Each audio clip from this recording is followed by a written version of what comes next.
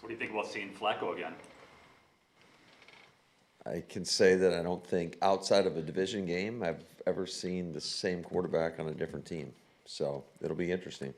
Is what since he does offensively pretty transferable to Cleveland in terms of having this short week to prepare? I would say that Joe Flacco's been playing this game for a really long time, and he's been in a lot of different systems. So I would bet that he would have no problems picking it up, even in a short period of time. I think the hardest thing for them is going to be just the nuances with your cadence, your snap count, the rapport you have with the other players. Now he's pretty fortunate; he's got some good guys to certainly throw to. So, yeah, I think either way, whoever the quarterback is, you gotta go against what they've traditionally put on film over a long period of time. What is it like from your perspective, though, when you're preparing for that Bengals offense you've seen on tape, and now you're plugging in a quarterback you've already seen for a different team into that system? Yeah, like I said, I don't think it's gonna. There might be a few nuances here and there that Joe and Zach talk about, and things that he likes that they may implement. But I think all in all, it's going to be what they've kind of done. Have you had a game before where your opponent that week had a significant transaction on a Tuesday that was going to? I'm trying to think. There's nothing that comes to mind, but I don't think it's out of the realm of possibility. But I certainly was a little surprised yesterday. Now, what did you find out about your team when you looked at it during the bye, and what will that do going forward? I think the number one thing, even whether it's win or loss or tie, I don't think we've put together a complete game playing 4 quarters of complementary football, which is a blessing and a curse at the same time. It's great, the fact that I think we're far from our best football, so there's a lot to improve upon, and certainly it's always, that's what you're always striving for, is to get that figured out. With Flacco, is it apples and oranges that he's coming from the Browns to the Bengals, or is there anything you can glean from the previous time you saw him?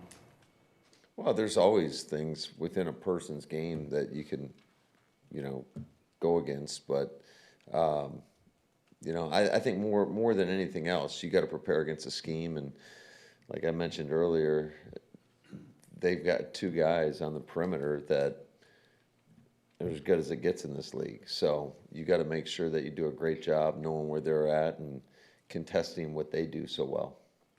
Matt, how do you get your special teams playing effectively? Well, I think it's more than anything not giving up the big play.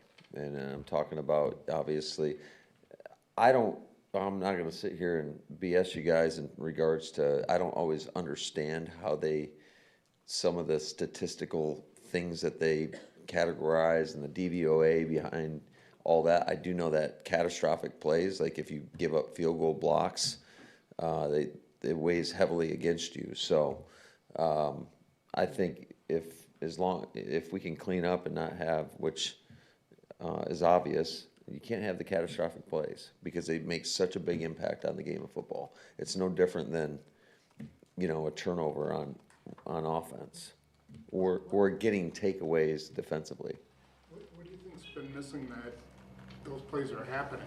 Because, I mean, I two mean, weeks in a row. we haven't executed very well, quite honestly. I mean, if you look at it, I mean, we got punked. Do you need more practice time on special teams? Do you do you need to get more? I don't think so. I just think, obviously, we did some reshuffling and played some guys that are just, reshuffled the line a little bit and put some different guys in different positions, and I thought it was definitely better. It's just a shame that it happened again 2 weeks in a row. How much has it helped you in the past when you've had a guy on your roster who recently played for an opponent you're playing, and especially in this case with having it being a quarterback in Cincinnati now, what can you get from that, and how much does it help you? I mean, there might be a few nuggets in there, but ultimately it's about our ability to go out and execute and their ability to go out and execute. I think it's so overrated personally. Like, I've been on other staffs where you know exactly what other people are thinking. I think it's more impactful when you have coaches that from one year to the next go to another staff than it is a player. So you don't think Clifford was here for quite a while, obviously. You don't think that, whether it's play calls or language, you don't think that matters a whole lot? Well, unless they got a earpiece in our huddle and know exactly what we're doing. It's not like we have a ton of signals and this, that, and the other. I mean, they're going to get as much and or more from watching the tape as they are going to be from Sean. And Sean's got a great football mind too. There's no disrespect for him. I just think that's a storyline more for the outside world than it is for guys, in the building. It's no different. We played Dallas a couple weeks ago, and it's not like, Micah had a few nuggets for us, but like it wasn't anything earth-shattering.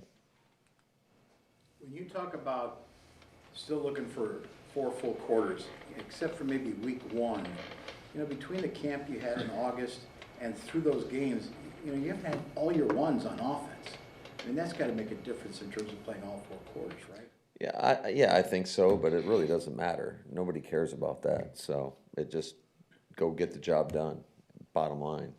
So we got to figure out a way how to do that, because that's football and that's this league. And I don't think many teams out there have everybody available every week. As you go to the second half, though, don't you think you're close to that now, finally?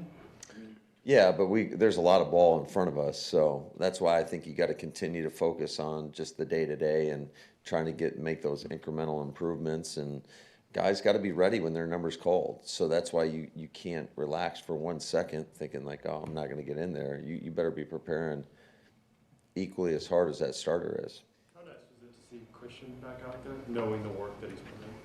Yeah, it was awesome. Yeah, here's a guy that's so impactful. There's very few that are as big and strong and as fast as Christian Watson, and then you combine the fact that he's got a brilliant mind. I mean, like the things he can do in game, I don't think anybody can truly appreciate in regards to, hey, you're the Z on this play, and then you're going to F on this play, then you're going to X on the next play. His ability to process and get out there and get aligned correctly and know what everybody's doing is pretty remarkable. He's told us for a while that he's felt 100%. He's felt like he could go out there, and you've told us, well, sometimes you have to hold the player back. How much of it, knowing the 21-day practice window, was it of him feeling well and you guys feeling like, okay, now's the time? Yeah, I think there's just certain criteria that the medical staff is going to go through before we allow a guy to get out there, and certainly it's a long-term play. Do you guys do a big self-scout by week, or is that the thing you do every week? Or Yeah, I think that's another probably misnomer around. I think most teams, if you're staying up on it,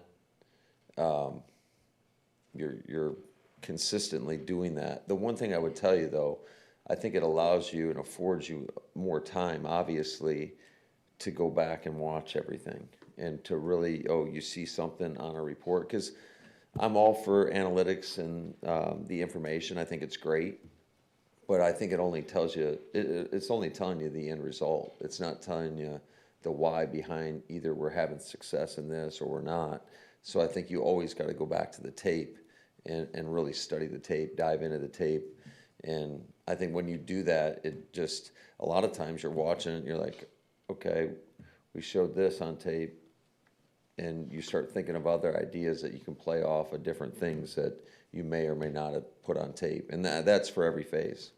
And will you keep Christian to individual stuff for the next little bit, or will he start to do some team? I think just every day he'll start to do a little bit more. What's the plan for Zach, Tom, just in terms of not having a repeat of a couple weeks ago? Yeah, he's doing well right now, so he'll be limited, and we'll see where he goes. I mean, do you have to, I don't know, make him go up against rushers, or I mean, is there anything you can do? Yeah, well, we'll be in pads today, so I think that'll be a good test to see exactly where we're at. Two more, please. Is Elton close to being back, or are you gonna expect him to do anything today? No. Good. All right, thanks, guys.